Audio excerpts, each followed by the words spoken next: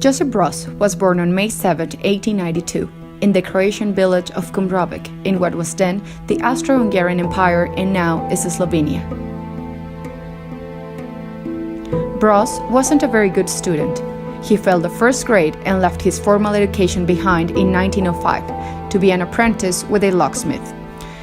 The young Broz was drafted into the Austro-Hungarian Imperial Army. At the beginning of World War I, he was sent to Ruma in Serbia. It was there he began to find himself and his life's calling. During the war, he was arrested for anti-war propaganda and imprisoned. Broz was wounded in war and spent several months convalescing in a military hospital where he learned to speak Russian. While at the camp, the First Russian Revolution of February 1917 occurred, culminating in their abdication of Tsar Nicholas II on March 15. Broz was imprisoned once again for organizing demonstrations among the prisoners of war in April 1917, but he escaped and joined the Bolsheviks in St. Petersburg, then renamed as Petrograd.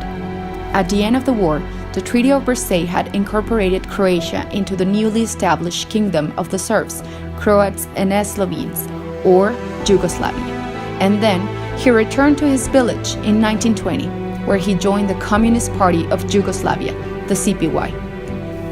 Then employed as a metal worker, Broz became a union organizer. He was arrested, yes, again, after a Bosnian CPY member assassinated the Yugoslavian Minister of the Interior, which led to the outlawing of the CPY.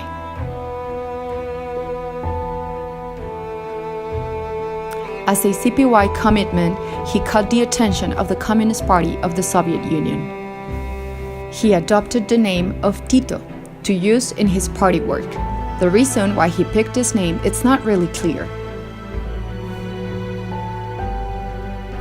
Tito went to the USSR in 1935, where he served in the Communist Internationalist Comintern. After a year there, Tito, who apparently won the confidence of Soviet dictator Joseph Stalin, was named Secretary General of the CPY and returned to Yugoslavia to rebuild the party. Eventually, his position as Secretary General of the CPY was officially ratified by 105 of the 6,000 CPY members at a secret meeting in Zagreb in 1940. When the Axis invaded Yugoslavia in 1941, Stalin ordered the CPY to offer no resistance due to the Nazi-Soviet Non-Aggression Pact signed in August 1939. What he did not know about the Axis incursion into Yugoslavia was that Hitler was securing his southern flank prior to the launching of Operation Barbarossa, the imminent invasion of the USSR. Tito called a meeting of the Central Committee, which named him military commander. The partisan struggle began with Tito's call to arms for the people of Yugoslavia with the slogan, "Death to fascism, freedom to the people." After the February 1945 Jalta Conference, at which the parameters of post-war Europe were agreed upon, Marshal Tito consolidated his power and that of the CPY by purging his government of non-communist.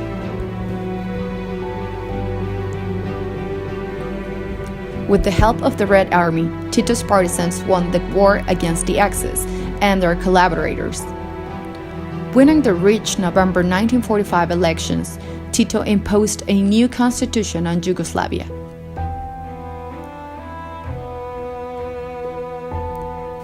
In the post-war years, Tito used the UDVA to eliminate Nazi collaborators. He also targeted Catholic priests and those who had opposed the communist-led war effort.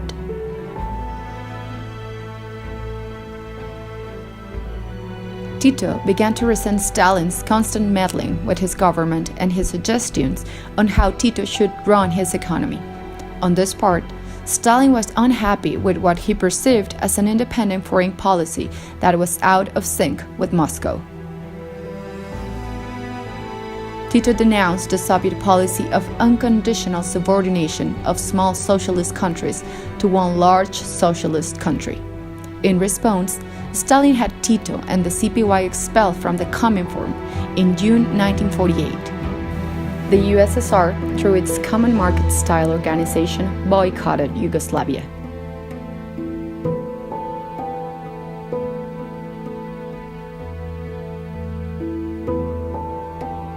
To keep himself in power and Yugoslavia independent of the USSR, he turned to the West for financial aid.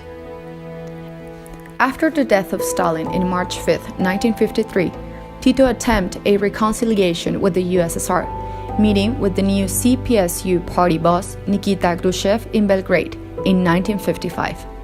The meeting resulted in the Belgrade Declaration, which affirmed equality in relations between communist countries.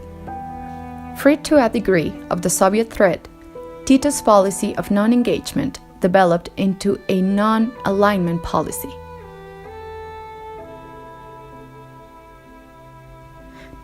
Tito traveled extensively in the developing world during the 1960s and 1970s to promote non-alignment. On the domestic front, Tito maintained a balance among the different ethnic groups and nationalities of his polyglot country. Tito's system of symmetrical federalism, while predicated upon the principle of equality among the 6 republics and 2 autonomous provinces, in fact, played the nationalities off against each other. His ties with the West encouraged trade, which helped boost Yugoslavia's standard of living. The economy of some of the Yugoslavian provinces, particularly Croatia and Slovenia, thrived during the Cold War. Marshal Tito was styled President for Life in 1974.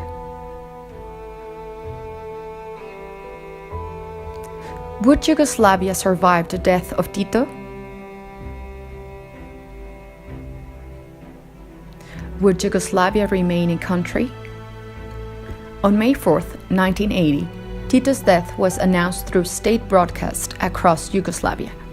He was the last of the World War II leaders to leave the world stage, having outlived his patron, then nemesis Stalin, by almost 30 years.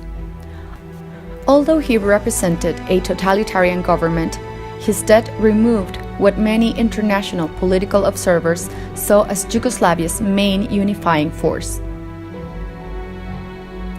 The crisis that emerged in Yugoslavia was connected with the weakening of the communist states in Eastern Europe towards the end of the Cold War. The country that he kept together did not outlive him by much more than 1 decade.